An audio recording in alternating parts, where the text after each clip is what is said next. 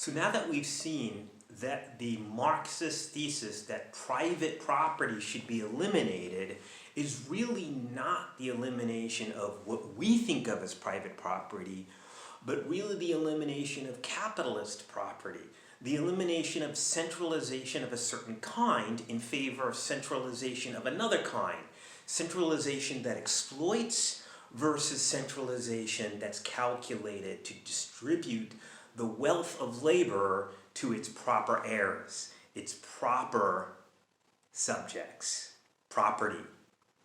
So I think the best place where he explains this in a nutshell in the Communist Manifesto is right here. I'm going to read it to you. He says, the average price of wage labor is the minimum wage, i.e. that quantum of the means of subsistence which is absolutely requisite in bare existence as a laborer. In other words, the capitalist is always trying to minimize what they pay the laborer, and of course they can't minimize it to the point of nothingness. They have to at least ensure the survival of the laborer, but it's going to be the bare survival. That's the whole impetus of the capitalist or private profit motive, if possible. What therefore the wage laborer appropriates by means of his labor merely suffices to prolong and reproduce a bare existence. Here's his crucial statement.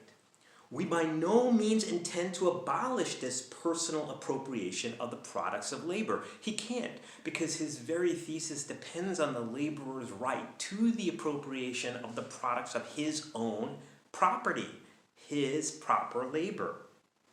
An appropriation that is made for the maintenance and reproduction of human life, and that leaves no surplus wherewith to command the laborers of others. All that we want to do away with is the miserable character of this appropriation under which the laborer lives merely to increase capital. In other words, this system creates a machine whose sole purpose is to be a piece of capital that increases capital. Variable capital that increases capital and surplus value. And is all that we want to do away with is that miserable character of this appropriation under which the laborer lives merely to increase capital, and is allowed to live only insofar as it is in the interest of the ruling class. So now here is his crucial difference. He says, in bourgeois society, living labor is but a means to increase accumulated labor. Accumulated labor just means value in general, abstract labor. In communist society, the present dominates the past. And in communist society, accumulated labor is but a means to widen, to enrich, to promote the existence of the laborer. So in other words, the whole point of communism is not to do away with the property of the laborer, but instead to bring it back to the laborer themselves. So now how does that happen? Well, remember, we already saw that capitalist property is collective property. In other words, it's property that is centralized and in the control of a few, and can't be in control of the individual.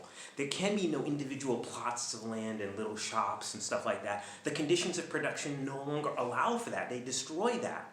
And so what you have is just two types of collective ownership. What's called private ownership is just really already collective, he says. It's just collected into the hands of the few that control it and that have these private interests and not public interests, selfish profit motives and exploitive motives instead of motives for the betterment of everyone.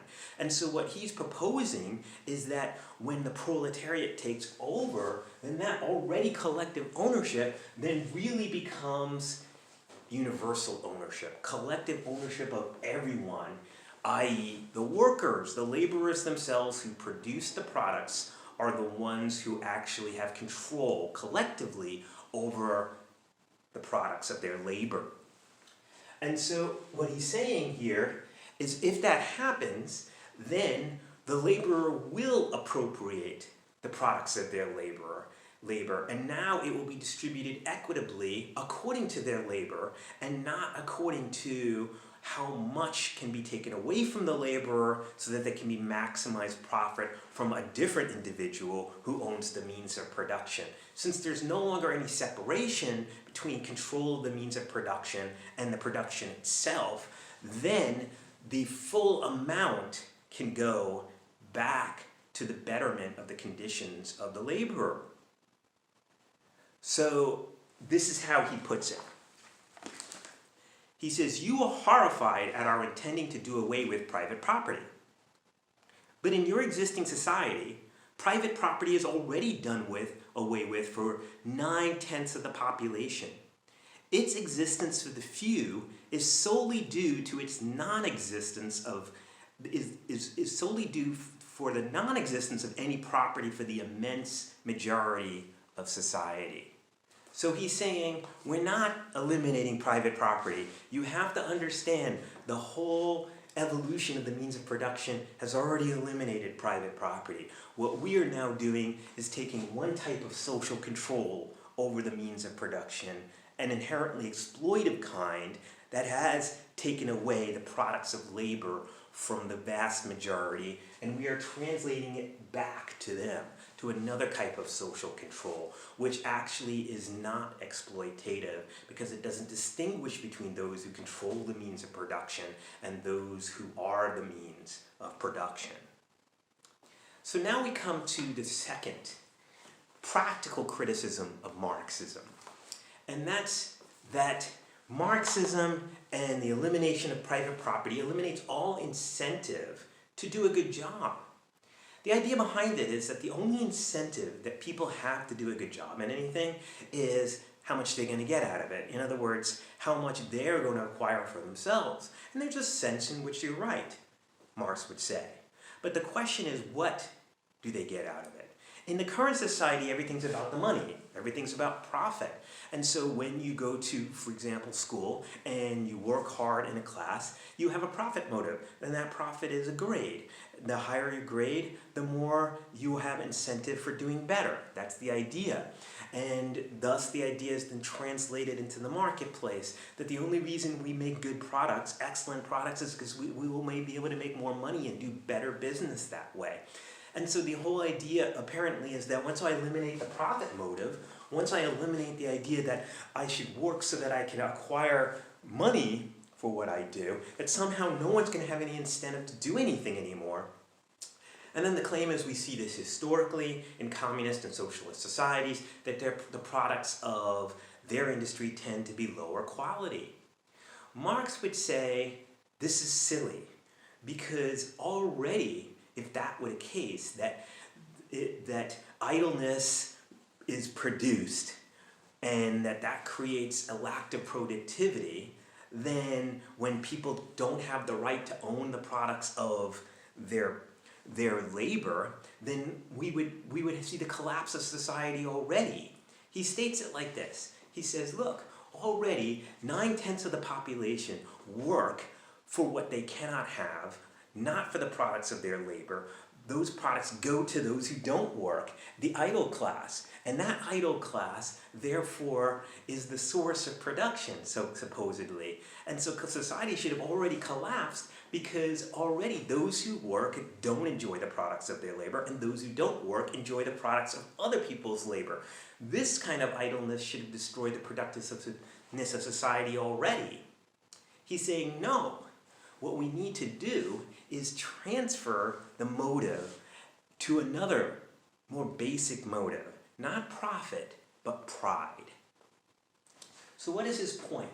He says that, look, once society has eliminated classes, so that there is no separation between the capitalist class and the proletariat, so that the workers are in control of the means of production, that the worker, therefore, knowing that in their work they're going to enjoy the products of their labor, then that will motivate them toward excellence and productivity, precisely because they have the possibility of increasing the control of the appropriation of their labor. He puts this in a place as, to each according to his own labor.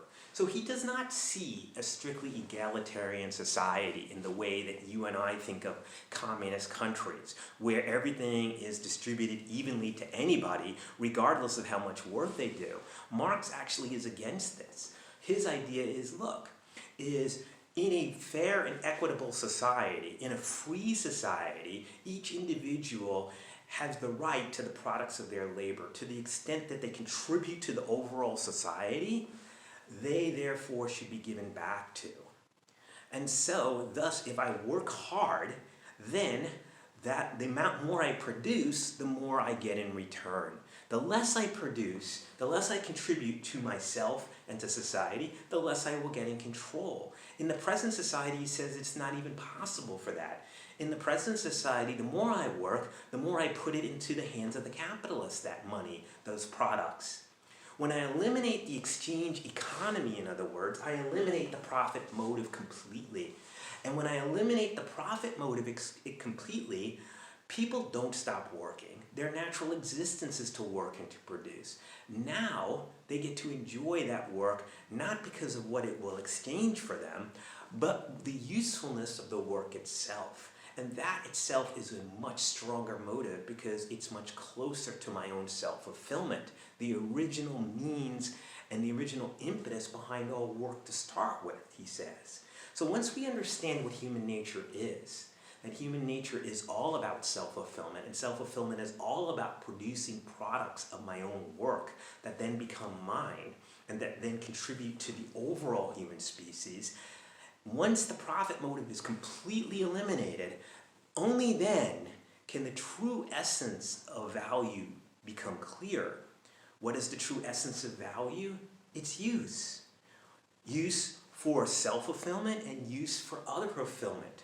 Once everyone is not in competition with each other, but all working together for the betterment of all, and the betterment of all working together for the benefit of each, then we will have a society where not only will we not have idleness, but we will have increased productivity. In other words, we can't go back to the individual plot of land, my friend. Here's why. The means of production won't allow for this. The good thing about capitalism is it produced mass wealth and prosperity precisely by revolutionizing the means of production and making them inherently collective, inherently such that everyone needs to work together for the common good. The problem was not that it is collective or that it's mass, but that it has amassed wealth in the hands of the few, the way it has been defined. Now that mass wealth needs to go to the masses, and now the masses need a reason to work for the masses. That when I work for the collective, I work for myself. And that is the essence of property, isn't it? In other words, private property really isn't eliminated in communism. What's eliminated is the kind of social construct that is inherently exploitative, because it alienates the worker from the thing that is proper to them, their work, their private property.